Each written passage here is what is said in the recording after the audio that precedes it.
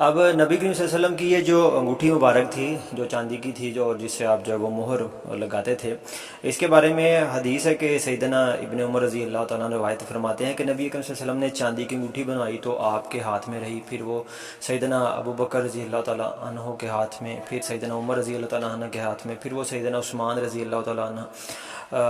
अन्हु के हाथ में आ गई, यहाँ तक कि अरीस के कुएँ में जा गिरी। इसका नक्श मोहम्मद रसूलुल्लाह था। सही बुहारी में है जी कि नबी सैयदना उस्मान रज़ी अल्लाह तआला अन्हो के पास ये अंगूठी 6 साल तक जो है वो रही। और नसाई में जो है वो एक हदीस है कि ये मोहर जो है ये हज़रत उस्मान रज़ी अल्लाह तआला अन्हु के पास इनके खिलाफत के 6 साल तक रही।